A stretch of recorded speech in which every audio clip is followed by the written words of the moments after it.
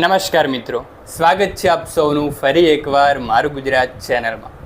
આજે વાત કરવી છે સૌરાષ્ટ્રની ધીંગી ધરતી પર આવેલ મયુરપુરી કે ઢેલડી નગરની સુંદર નગરી અને એની કાંઠેથી ખડખડ વહેતી મચ્છુ નદી જાણે ઇતિહાસની અમર ગાથાઓની સરવાણી વહાવતી જાય છે।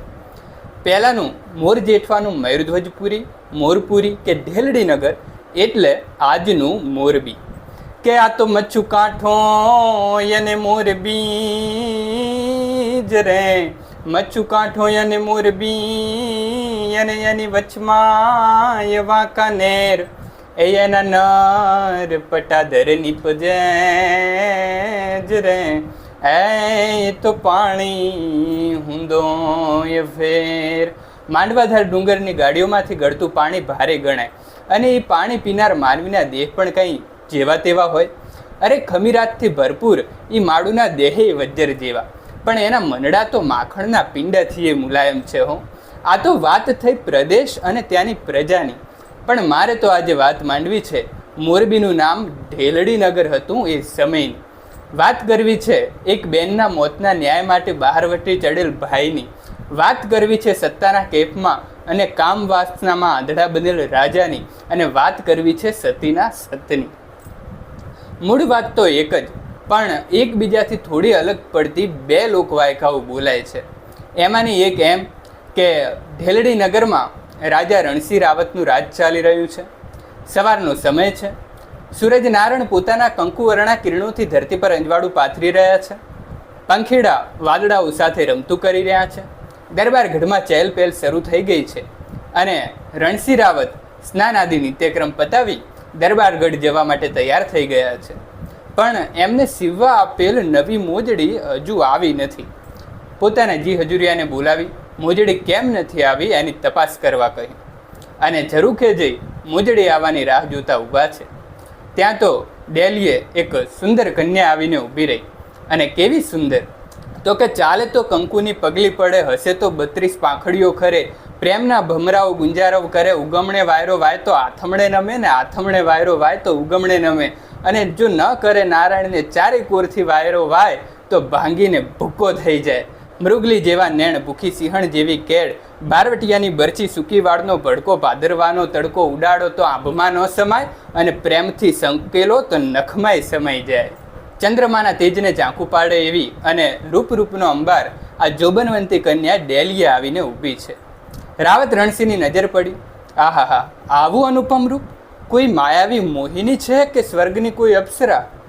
રાવત રણસિંહ શાનભાન ખોઈ બેઠા અને બસ એક નજરે ડેલીએ તાકી રહ્યા છે। એટલામાં તો હજુરિયો આવ્યો। કાં બાપુ, ક્યાં ખોવાઈ ગયા? એ મોચીની દીકરી છે ને એનો બાપ ક્યાંક બાર ગામ ગયો છે, એટલે એ તમારી મોજડી આપવા આવી છે। નામ છે એનું દાડલ, જા જઈને મોજડી લઈ આવ, રણસિંહ બોલ્યો। હજુરિયો મોજડી લઈ આવ્યો અને દાડલ ચાલતી થઈ, પણ રાવત રણસિંહ તો હજુ ત્યાં ડેલીએ જ જોતો ઊભો છે। હજુરિયો બોલ્યો, મહારાજ લ્યો આ તમારી મોજડી વાળી તો ક્યારની એ ગઈ। રાવતે મોજડી હાથમાં લીધી। કામવાસનાએ રાવતને એવો તે અંધ બનાવ્યો કે એને તો એ મોજડીમાંય દાડલ દેખાય। રાવતનું ધ્યાન હવે રાજકાજમાં રાજતું નથી, દિવસ રાત મનમાં બસ દાડલ ભમ્યા કરે છે। અને આ જ ઢેલડી નગરમાં એક ખીમડિયા નામનો મેઘવાડ એની નાની બેન સાથે રહે। નાનપણમાં જ માતા પિતાની છત્રછાયા ગુમાવી, આડોશી પાડોશીના વધ્યા ઘટ્યા રોટલા ખાઈ બે ભાઈ બહેન મોટા થયા છે। ખીમડિયાને પોતાની લાડકી બેન પર અપાર હેત છે। ખીમડિયો રાત કેદી જોયા વગર મહેનત કરી ઘર ચલાવે અને થોડે પોતાની લાડકવાઈ બેનના લગ્ન માટે નાણાં બચાવે છે। એક દિવસની વાત છે, ખીમડિયો કામથી બહાર ગયેલ છે, ઘેર બેન એકલી છે। એવા સમયે કોઈક પાપીએ આવીને બેનની આબરૂ પર હાથ નાખ્યો અને બેનની હત્યા કરી નાખી। ખીમડિયો ઘરે આવ્યો ત્યારે ઘર સૂનું લાગ્યું। જોયું તો આ જગતમાં પોતાનું કહી શકાય એવી પોતાની એકની એક વાલસોઈ બેન ધરતી પર ઢળી પડી છે। એના પગ નીચેથી જમીન ખસી ગઈ, માથે આભ ફાટ્યું। ખીમડિયો પોતાની બેનના મૃતદેહને ખોળામાં લઈ કલ્પાંત કરીને રડવા માંડ્યો કે ભાઈ મારે ભવહારીએ અને બેની મરે 10 જાય, પણ જેના બાળા બાળપણમાં માવતર મરે, અરે રે અને તું દશે દિશાના વાવાય. માં ગણો તો માં ને બેન ગણો તો બેન. સમજણી થઈ ત્યારથી જેને પોતાના હિતથી ખીમડિયાને ક્યારેય પોતાની જણનારી માની ઉછપ નથી આવવા દીધી, એવી પોતાની વાલસુઈ બેનની લાશ લઈ ને ખીમડિયો દરબારગઢની ડેલીએ આવી ઊભો રહ્યો. ન્યાય માટે રાવતને પોકારવા માંડ્યો, પણ કામ વાસનામાં અને દાડલના રૂપમાં એ અંધ બનેલ રણસિંહ કોઈ વાત કે કોઈ ફરિયાદ કાને ધરતો નથી અને ખીમડિયાને ત્યાંથી કાઢી મૂકે છે. ખીમડિયો પોતાની બેનના અંતિમ સંસ્કાર કરે છે અને સડકતી ચિત્તા પર પોતાની બેનના ન્યાય પાવાના સોગંદ લે છે અને ન્યાય ન આપનાર રાજા સામે બહારવટું કરવાની પ્રતિજ્ઞા કરે છે. આ બાજુ દાડલ માટે ઘણાય માગા આવે છે, પણ દાડલને તો અલગ ધણી સાથે એક તાર લાગ્યો છે. એને કોઈનું શક પણ સ્વીકારવાની ના પાડી અને ભેખ ધારણ કર્યો અને હર હંમેશ અલગ ધણીનું રટણ કરવા લાગી. દાડલને મેળવવા રણસિંહ કંઈક કાવા દાવા કરે છે, પણ લાગ આવતો નથી. દાડલદે રણસિંહની આ બધી જ વાતોથી સાવ અજાણ છે. બીજી તરફ ખીમડિયાના બારવટે માજા મૂકી છે. બારવટે ચડ્યાને 6 મહિના થઈ ગયા છે. આખા ઢેલડી નગર અને રાજના પંથકમાં ખીમડિયાની હાક વાગે છે. એક દિવસની વાત છે. દાડલદે અલખને આરાધી પાછા ફરી રહ્યા હતા. રસ્તામાં કોઈ જીવા નામના જુવાને દાડલદે પર ચૂંદડીનો ઘા કર્યો. કહેવાય છે કે દાડલદેએ સગપણની ના પાડી એ સગપણની ચૂંદડી આ જીવાને ત્યાંથી આવેલી અને એટલે જ એ દાડલને ચૂંદડી ઓઢાડી પોતાની પરણેતર બનાવવા આવ્યો હતો. પણ એ ચૂંદડી દાડલદે ઉપર પડે એ પહેલાં તો ખીમડીએ ભાલાની અણીએ ચૂંદડી ઝીલી લીધી અને બોલ્યો કે ઢેલડી નગર પર જ્યાં સુધી ખીમડિયાનું બારવટું ચાલે છે ત્યાં સુધી કોની તાકાત છે કે બેન દીકરી પર કૂડી નજર કરે. આમ કહી જીવાને બગાડી મૂક્યો અને જેવો ખીમડિયો ત્યાંથી ચાલવા જાય ત્યાં દાડલદે બોલ્યા, ખીમડિયાજી કયા માર્ગે જાઓ છો? ખીમડિયો બોલ્યો, ઉતરાદે માર્ગ. દાડલદે બોલ્યા, અરે ખીમડિયાજી, આમ સંતોના શબ્દો બહુ ભેદી હોય છે. કયા માર્ગે એટલે કે પાપના પંથે શું કામ જાઓ છો? પાપને પંથે જવાનું કારણ એક જ કે મારી બેનના મોતનો ન્યાય લેવા હું ઢેલડી નગરના રાજા પાસે ગયો, પણ મને ન્યાય નથી મળ્યો અને એટલા જ માટે બારવટે ચડ્યો છું. દાડલદે બોલ્યા, ખીમડિયાજી, તમારી એક બેન મરી ગઈ એના માટે તમે કંઈક કોડીલી કન્યાના કંથને મારશો, કંઈક બહેનોના ભાઈ મારી, કંઈક માના ખોડા ઉજાડી, લોહીની નદી વહાવી પાપના પોટલા બાંધશો. પરંતુ સાંભળો ખીમડિયાજી, આત્મા તણો જો શોક કરીએ તો આત્મા અમર ગણાય, બાકી દેહ તણો જો શોક કરીએ તો સબ પડ્યા પૃથ્વીમાં. માટે પાપનો પંથ મૂકી અલખને આરાધો, એ તમારા બેનનો ન્યાય જરૂર અપાવશે. ખીમડિયો બોલ્યો, અલખ ન્યાય? તમારો અલગ ધણી મને શું ન્યાય અપાવવાનો? હું તો તલવારની ધાર અને ભાલાની અણીએ ન્યાય લઈશ. દાડલદે બોલ્યા, નથી તાકાત તલવારની ધારમાં, નથી તાકાત ભાલાની અણીમાં, એ તાકાત છે મારા અલખ ધણીમાં. અરે ખીમડિયાજી, મારો નકડંગ નેજાધારી 12 બીજનો ધણી પોખરણગઢનો પીર શું ન કરી શકે? એ જ મારો અલખ ધણી ધારે તો મરેલા વાણિયાને જીવતો કરે, એ જ મારો અલખ ધણી ધારે તો નિભાડાની અંદર બિલાડીના બચ્ચાને જીવતા રાખે, એ જ મારો અલખ ધણી ધારે તો પથ્થરમાં પ્રાણ પૂરે, અને એ જ મારો અલખ ધણી જો ધારે તો તમારી મરેલી બેનના તમને 3 વખત દર્શન કરાવે. ખીમડિયો બોલે, દાડલદે, જો તમારા કહેવા પ્રમાણે મારી મરી ગયેલી બેનના દર્શન થાય તો હથિયાર રામાપીરના શરણે મૂકી દો અને ગુરુ જ્ઞાનની કંઠી તમારા હાથે બંધાવું. એટલે દાડલદે બોલ્યા, અરે ખીમડિયાજી, સમજી વિચારીને બોલજો હો, કેમ કે બોલવું સહેલું છે પણ એ બોલ પાડવા ખૂબ અઘરા છે, એટલે જાણી વિચારીને બોલજો. ખીમડિયો બોલ્યો, અરે દાડલદે, વા ફરે વાદળ ફરે, ફરે નદીના પૂર, પણ આ સુરા બોલ્યા ન ફરે, ભલે પશ્ચિમો યુગે સુર. ગમે એવી આફત આવે, આપ ફાટે કે મેરુ ડગે, પણ જો મારી મરેલી બેનના દર્શન થાય તો વચન આપું છું કે ગુરુ જ્ઞાનની કંઠી તમારા હાથે બંધાવું ને હથિયાર હેઠા મૂકી દઉં. ઠીક છે ખીમડિયાજી, જાઓ, પાપના માર્ગે જાઓ અને કોઈ બેન દીકરીને લૂંટવા જાઓ અને એ જ બેન દીકરીમાં તમારી મરેલી બેનના દર્શન મારો અલખ ધણી રણુજાવાળો રામદેવ કરાવે તો આવજો અલખના ઉટલે, બે સાથે મળીને અલખને આરાધશું. ખીમડિયો ત્યાંથી હાલી નીકળ્યો અને દાડલદે અલખ ધણીને સમરવા લાગ્યા. આય મારા નકડંગ નેજાધારી, બાનું આપવું એ તો ભક્તના હાથમાં છે, બાકી બાનાની પત રાખવી એ તો તારા હાથમાં છે મારા વાલા. એ રમો રમો રામદેવ, ખેલો કુંવર મારી પત રાખો પર દંગાજી, જીઓ રામદેવજી, જીઓ રામદેવજી. આમ દાડલ દે અલખને આરાધી રહ્યા છે. થોડા દિવસ બાદ રણસિંહ રાવતની બેનના ગોહિલવાડથી આણા મોકલવાના સમાચાર આવે. રાવત રણસિંહે રાજને શુભતી રીતે બેનને વેલડામાં વિદાય કર્યા છે. આ તરફ ખીમડિયાને જાણ થઈ કે રાવતની બેનના વેલડા આવે છે. ખીમડિયાને થયું કે સારો લાગ છે, પોતાની બેન પર વીતશે ત્યારે રણસિંહને ખબર પડશે કે પોતાના પર વીતે ત્યારે કેવી વેદના થાય છે.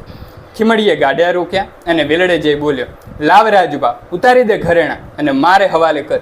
રાજબાએ જેવો વેલડાનો માફો ઊંચો કરી બહાર ડોકું કાઢ્યું કે આ શું? આ તો મારી મરી ગયેલી બેન. અહીં ક્યાંથી? ના ના, કંઈક ભ્રમ થાય છે. ફરી બોલ્યો, કહું છું લાવ દાગીના, ઝટપટ મારે હવાલે કર, નહીં તો એકે એકને ઊભા ચીરી નાખું. ત્યાં ફરી રાજબામાં પોતાની બેન દેખાય. જાણે કહેતી ના હોય, ખમ્મા મારા વીર, મારા માડી જાયા થોભી જા. આ શું કરી રહ્યો છે? અરે મારા ભાઈ, મારી અંતિમ ઈચ્છા અધૂરી રહી ગઈ છે. મારો આત્મા ગતે જાય માટે મારી અંતિમ ઈચ્છા પૂરી કર મારા વીર. ખીમડિયો બોલ્યો, અરે બેન, તારા મોતના ન્યાય માટે તો હું બારવટે ચડ્યો છું અને ન્યાય ન આપનાર રણસિંહને તો હું જીવતો નહીં રહેવા દઉં. ના મારા વીર, મારા માટેથી પાપનો અધિકારી ના થા મારા ભાઈ. મને તો મારા ભાઈના ઓવારણા લેવાની અંતિમ ઈચ્છા છે અને એ અધૂરી રહેવાના કારણે જ મારો આત્મા ભટકી રહ્યો છે મારા ભાઈ. મારા વીર, મને એકવાર તારા ઓવારણા લઈ લેવા દે મારા ભાઈ. ખીમડિયો બોલ્યો, હા મારી બેન, લઈ લે ઓવારણા. આમ કહી રાજબા સામે ઊભો રહ્યો. અરે આ શું? આ તો રાજબા. પણ રાજબાએ જેવા હાથ લંબાવ્યા કે રાજબામાં પોતાની બેનના ત્રીજી વારના દર્શન થયા. ખીમડિયો બોલ્યો, રાજબા, આજથી તમે મારા ધર્મના બેન અને તમારા સાસરવેલના પાદર સુધી તમારો વડાવ્યો થઈને હું આવું છું. જોઉં છું કે કોણ વેલડા માથે કરડી નજર કરે છે. રાજબા બોલ્યા, ખમ્મા મારા વીર, તને જાજી ખમ્મા. માં ભવાની તારું નામ અમર રાખે મારા ભાઈ. આમ વાત બની છે. દાડલદેના કહ્યા પ્રમાણે 3 વાર બેનના દર્શન થયા. એટલે ખીમડીઓ દાડલદે પાસે આવે અને હથિયાર મૂકી દીધા અને દાડલદેના હાથે કંઠી બંધાવી. ક્યારેય હથિયાર ના ઉપાડવાની પ્રતિજ્ઞા કરી. દાડલદેએ ખીમડિયાને પાટના કોટવાલનું કામ સોંપ્યું. એટલે કે બીજનો અલગ ધણીનો પાટ હોય એ પાટની રખવાડી કરવી અને મહાપંથમાં પાટની રખવાડી કરનારને કોટવાલ કહેવાય. આમ કોટવાલ અટક નહીં પણ બિરુદ છે અને ત્યારથી ખીમડિયો કોટવાલ તરીકે ઓળખાયો. ખીમડિયાએ ભેખ લીધો. એની બીજી જ ઘડીએ રાજના માણસો ખીમડિયાને બંદી બનાવવા આવી પહોંચ્યા અને ખીમડિયા અને દાડલદી પર અસહ્ય ખોટા આરોપો મૂકી ઠેકડી કરવા લાગ્યા. ખીમડિયાના રૂવે રૂવે ક્રોધ વ્યાપી ગયો અને હથિયાર હાથમાં ચાલી લીધા અને જેવો ઘા કરવા જાય ત્યાં દાડલદી બોલે, હા હા કોટવાળ, આ શું? ઘડી પહેલાં તો હથિયાર હેઠા મૂકી હથિયાર ન ઉગમવાની પ્રતિજ્ઞા કરી છે. કામ ક્રોધ મદ લોભની જબ તક મન મેં ખાન, ક્યાં મૂરખ ક્યાં પંડિત ભયા, દોનો એક સમાન. પણ દાડલદે, આ બે ખોડીના ચમચાઓ આવા માઠા મેણા બોલી જાય કેમ સહન થાય?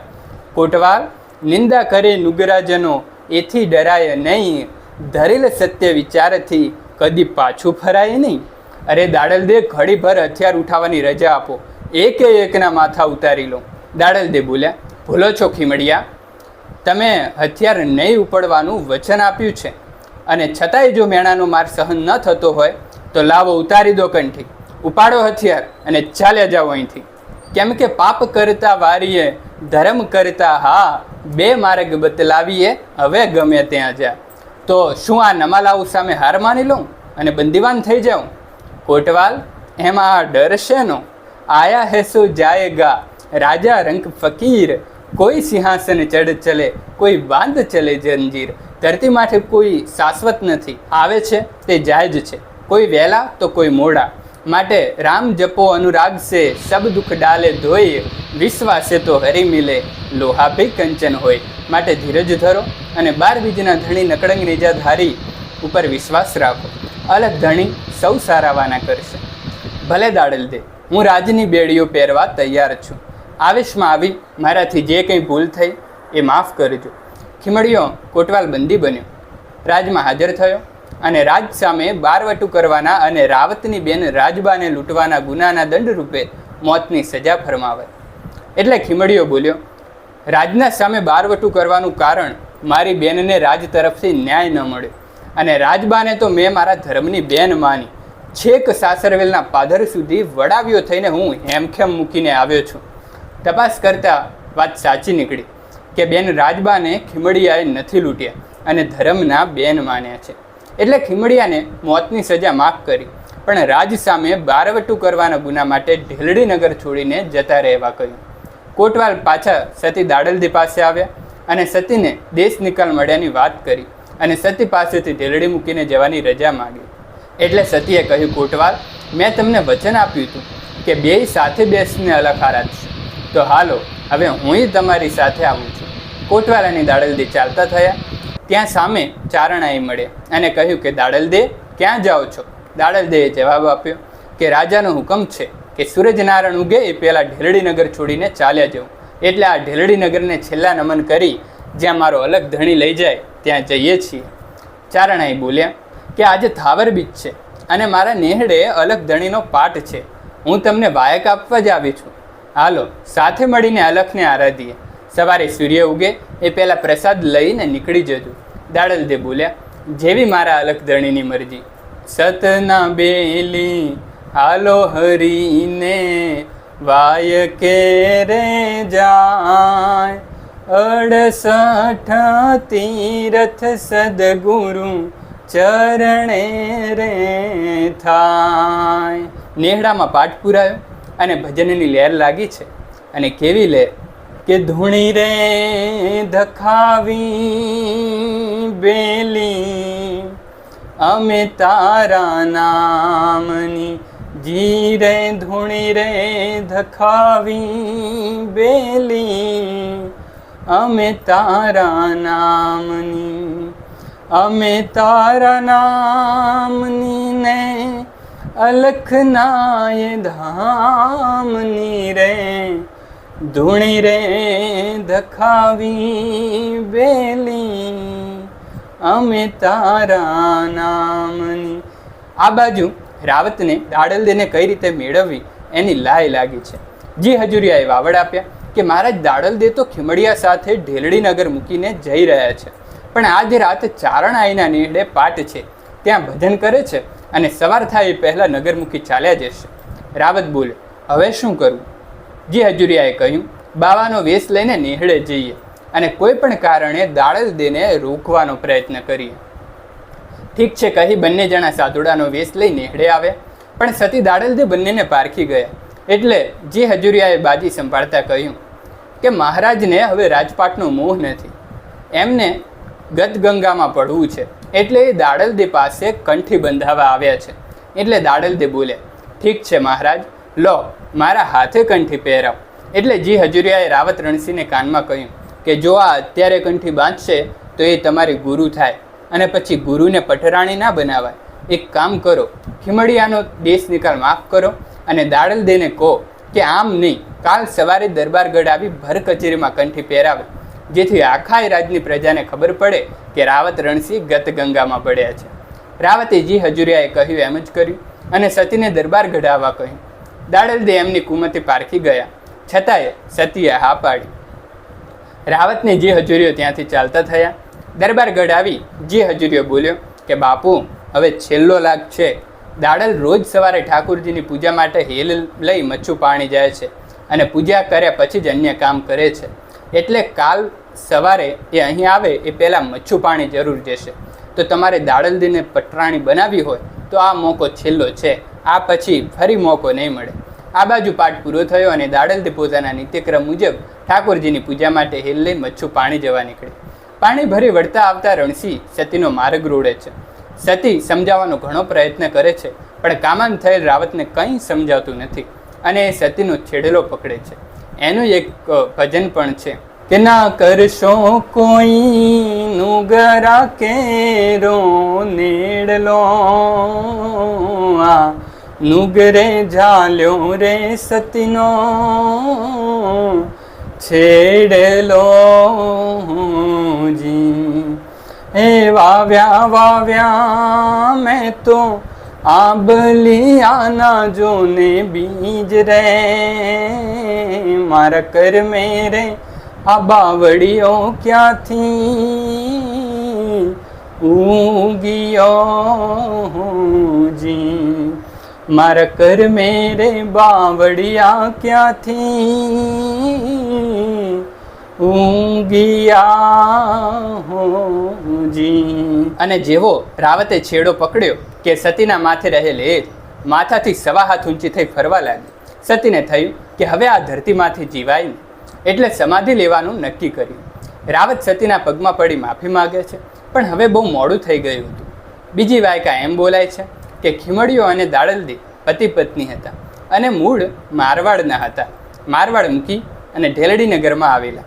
બહારથી આવેલ હોવા છતાં ખીમડિયા કોટવાલનું નામ 5માં પૂછાતું, એટલે કે એ આગેવાન હતો. એક દિવસ દાડલદે પાણી ભરી ઘરે પાછા આવતા હતા ત્યારે મોડું થઈ ગયું. રાવત રણસિંહ અને એનું જી હજુરીઓ બંનેએ ઘોડા ખેલવતા ખેલવતા દૂરથી દાડલદેને જોયા. બંને પાસે આવ્યા અને રાવત રણસિંહે ઘોડાની સરકથી સતીની છેડતી કરી. સરક એટલે કે દોરી. અને અહીંયાથી બંને લોકવાયકાઓ એક કે સતીનો પાલવ પકડતા જ હેલ 1.5 હાથ ઊંચી થઈ ફરવા લાગી. સતીની આંખ અગ્નિ વરસાવવા તૈયાર હતી. દાડલદેની આંખ ઊંચી થઈ. ચકોર વણકરબાઈએ રાવતની આંખોના ભાવ વાંચ્યા અને મનના મેલા વિચારોને પારખી લીધા. રાજા હતા માટે વિનંતી કરી માત્ર એટલું જ બોલ્યા, ઠાકર, છોરું પર માવતરની કૂડી નજર ન હોય. મારા બાપ વસ્તીની વહુવારું તે તમારે બેન દીકરીયું કહેવાય. હવે ડાઈ થામા. રાવતની મીઠી નજર ક્યાંથી? જી હજુરીઓ બોલ્યો, ભૂલ્યો મારા વીરા, ઘર ભૂલ્યો. જા ભાઈ જા. આમ તો મારો જ વાંક છે, મારા રૂપનો વાંક છે, પણ આ દેહમાં બેઠેલો આતમરામ પાપી નથી.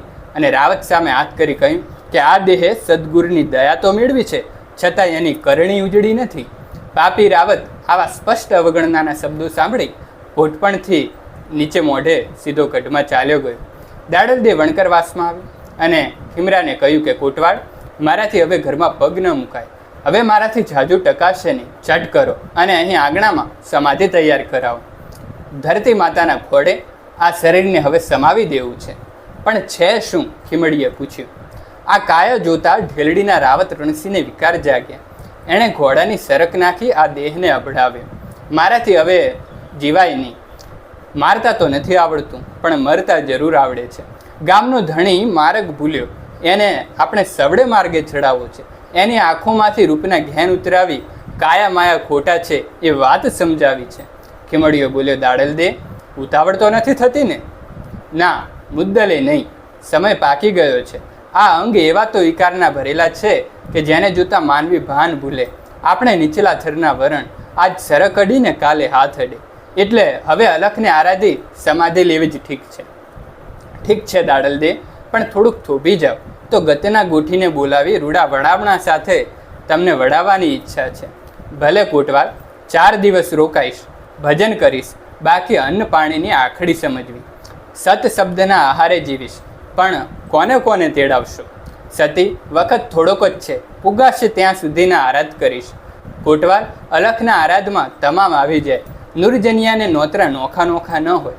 લાવ, મારા હાથમાં રામસાગર. ભોરંગ આસને સુનારને ભીડ ભાંગતલ ભગવાનને આરાધું. ઘટ ઘટમાં વસેલ ગતને ચેતવશે. આ વાયક પણ મારો વાલમજી પહોંચાડશે. ખીમરે રામસાગર લાવી દાડલદેના હાથમાં આપ્યો. આસનવાળી દાડલદેએ આરાધું પાડ્યો. ગઢ ઢેલડી મોજાર એજી સંતો ઢેલડી મોજાર. ખીમરાની રાણી પાણી સાચર્યા હોજી. ખીમરા સમાધિ ગડાવ એજી કોટવાલ સમાધિ ગડાવ. નુગરા માણનો છેડલો લાગ્યો જી. પહેલું વાયક અલખધણી રામદેવ પીરને, બીજું જેસલ તોડાદેને, ત્રીજું માલદેર ઉપાદેને. આમ યાદ કરી કરીને દાડલદે જતી સતિયાઓને વાયક મોકલે છે.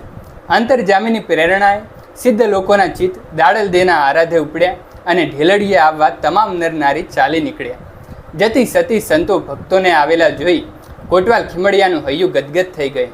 દાડલદેને કહ્યું કે સતી, મને સાથે લેતા જાઓ. તમારી હારે બેસી અને અલખને આરાધવાની ટેવ પડી ગઈ છે. હવે આ વિયોગ મારાથી નહીં સહેવાય. સતીએ ખીમડિયા કોટવાલનો હાથ ચાલ્યો અને બોલ્યા, અરે કોટવાલ, ગત ગંગાની હાજરીમાં આપણે બેય સમાધિ આસન વાળીએ, એનાથી રૂડું બીજું શું હોય? હાલો, તમે સાથે હાલો ખીમડિયાજી. ખીમડિયા કોટવાલ અને દાડલદીની સમાધિ ગળાઈ. સમસ્ત ઢેલડી નગર અને આજુબાજુના પંથકના માનવીનો મેરામણ ઉભરાયો. સૌ સંતો, જતી સતી, મહંતો સતી દાડલદીના દર્શન કરવા પધાર્યા છે. દરબાર ગઢમાં રાવત રણસિંહને જાણ થઈ એટલે એ પણ ત્યાં આવી પહોંચ્યો છે. આવીને કોટવાલને આવું કરવાનું કારણ પૂછ્યું એટલે કોટવાલ વાત જાણવા હોવા છતાંય અજાણ રહીને કહ્યું, કોઈ નુગરાએ સતીના સતને પડકાર કર્યો છે, સતીની છેડતી કરી છે. રાવત લોકોમાં પોતાનો પ્રભાવ પાડવા બોલ્યો, હે ખીમરા, એવો નુગ્રો પાપી કોણ છે? કહો, આજે એને ખાણીમાં નાખી તેલ કઢાવું અને મારા ઘોડાના ડાબલે ચડાવું. બોલો સતી દાડલદે, એવો નુગરો કોણ છે? સતના આવેશમાં પણ સતીએ વિવેકથી જવાબ દીધો, એજી રાજા અમે કોને રે, એજી દઈએ દોષ રે, આપ જાતે પોતે નુગરા હોંગી. અરે રાવત, જાણી જોઈને સમાધિ લેતા ભક્તો સામે આમ અજાણ કેમ બનો? રણસિંહ રાવત સતીના પગમાં પડી ગયો અને કરગરવા લાગ્યો, મને માફ કરો માં, હું રાજસત્તા અને અભિમાનમાં અંધ બન્યો. હું તો તારો બાળ છું માં, મને આ લાંછનથી ઉગારો માં. કહેવાય છે કે સતીએ રાવતને માફ કરી દીધો. અને એક મત એવો પણ છે કે જ્યારે રાવતે પશ્ચાતાપના આંસુ સાથે સતી પાસે માફી માગી ત્યારે દાડલદે બોલ્યા, રાવત, કલ્પાંત મૂકી દો. કેમ કે ભાગ્યની અંદર હોય એ સૌને ભોગવવું પડે. કર્મે લખ્યા કિરદાર કદી છઠ્ઠી ના ચૂકે નહીં, ભલે હુનર કરો હજાર તો એ આખર વેળાએ આવી આડા ફરે. રાવત હાથ જોડી બોલ્યો, દાડલદે, તમારા ગૂઢ શબ્દો હું સમજ્યો નહીં. કહેવાનો અર્થ શું છે સતી? અરે રાવત, તમારો પાછલો જન્મ યાદ કરો. અરે દાડલદે, મને મારા આ જન્મનું કંઈ ભાન નથી, પૂર્વ જન્મનું ક્યાંથી સમજાય? માટે સતી, જે હોય એ આપ જ સમજાવો. તો સાંભળો રાવત, પૂર્વ જન્મમાં તમે રૂંઢિયા નામનો રાક્ષસ હતા અને હું મચ્છુંદ્રી નામની તપસ્વીની કન્યા હતી. એ વખતે તમે અમર થવાની ઘેલછામાં 99 કન્યાનો ભોગ ધરાવ્યો અને 100મી કન્યાના ભોગ માટે તમે મને લેવા આવેલા અને મારા ધર્મ કર્મનું અપમાન કરેલું. અને એ વખતે તમે મારું બલિદાન આપો એ પહેલાં જ હું મારા તપબળથી અંતર્ધ્યાન થઈ પંચમહાભૂતમાં પડી ગઈ, જેથી તમારી અમર થવાની ઈચ્છા અધૂરી રહી ગઈ. કેમ કે જે જન્મે છે એનું મૃત્યુ નિશ્ચિત છે. પંચમહાભૂતમાં વિલીન થતાં પહેલાં મેં તમને શ્રાપ આપેલો કે આ જન્મે તો હું તારું અભિમાન ન ઉતારી શકી, પણ આવતે જન્મે હું તારું અભિમાન ઉતારી દઈશ. તો એ રૂંઢિયા નામના રાક્ષસે કરેલ ધર્મનું અપમાન એ તમારું સંચિત કર્મ, અને એ સંચિત કર્મનો બદલો ભોગવવા માટે તમારે આ ધરતી પર આવવું પડ્યું. તમારો ઉદ્ધાર કરવા અને મનુષ્યને મહાધર્મનો મહિમા બતાવવા મારે પણ પાણીમાંથી પ્રગટ થઈ આવવું પડ્યું. પણ મહારાજ, તમે તો શામ, દામ, દંડ અને ભેદ એમ ચારેય નીતિના જાણકાર હોવા છતાં અવળી બુદ્ધિ કેમ ચાલ્યા? જાણો છો? નહીં દાડલદે, માં, તમે જ મને સમજાવો. મહારાજ રાવત, એનું કારણ છે તમારા પગમાં પહેરેલી મારી સિવેલા મોજડી. આ મોજડી નથી, આ તો મોહે જડી છે. મેં અંદર મોહ મૂકેલો છે અને એ બધું તમારા સંચિત કર્મનું ફળ છે.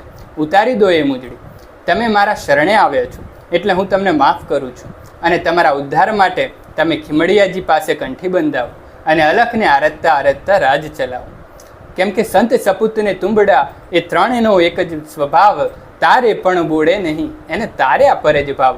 માટે મારું દાડલદીનું વચન છે, નિજારી ધર્મમાં જ્યારે જ્યારે દાડલદી અને ખીમડિયાનું નામ લેવાશે ત્યારે ત્યારે તમારું નામ પણ લેવાશે. ગત જન્મમાં તમારી કાયા તો અમર ના થઈ, કેમ કે બ્રહ્મનો નિયમ છે, જે જન્મે છે એનું મૃત્યુ નિશ્ચિત છે. પરંતુ હું દાડલ અને ખીમડિયા કોટવાલની સાથે સાથે તમારું નામ અમર રહેવાના આશીર્વાદ આપું છું. જય હો માં દાડલ તમારો. હું જ્યાં લગી જીવીશ ત્યાં લગી દરરોજ દરબાર ગઢથી ઉઘાડા પગે તમારી સમાધિના દર્શને આવીશમાં. અને પછી તો દાડલદે અને ખીમડિયો સમાધિમાં ઉતર્યા અને અલખના નામની ધૂન સાથે બંને ભક્ત બેલડીએ સમાધિ લીધી. સમગ્ર સંત મહંત, જતી સતી અને હાજર સૌ લોકોએ દાડલદે અને ખીમડિયાનો જયકાર કર્યો. તો મિત્રો, આ હતી વાત ઢેલડી નગરના ઇતિહાસની. ઘણી ખરી વાત લોકવાયકા અને લોકનાટ્યથી જાણવા મળેલી છે, જે આપ સમક્ષ રજૂ કરી. હોઈ શકે અમુક લોકોના મત અને તર્ક અલગ અલગ હોઈ શકે, ઘણા લોકો મોરબીને સતીનો શ્રાપ હોવાનું પણ કહે છે, પણ આપણી એક જૂની કહેવત છે કે સતી શ્રાપ આપે નહીં અને શંખણીના શ્રાપ લાગે નહીં. મારા મતે દાડલદેનો કોઈ શ્રાપ નથી. એ તો લોકોને ધર્મનો પંથ બતાવનાર સંત સતી હતા. એ કોઈને શ્રાપ ન આપે. પણ હા, જે મોરબીની એક સંસારી વાણિયાણવાળી વાત છે એમાં તથ્ય હોઈ શકે. કદાચ એ વાણિયાણની હાયથી મોરબી ઉપર આફત આવી હોય, કેમ કે તુલસીદાસજી કહે છે ને કે તુલસી હાય ગરીબ કી કબ હું ખાલી ન જાય, મુએ ઢોર કે ચામ સે લોહા ભસ્મ હો જાય. તો એ બધી વાતો તો ફરી ક્યારેક માંડીશું. અત્યારે તો આશા છે કે આપને આજનો આ વિડીયો ગમ્યો હશે.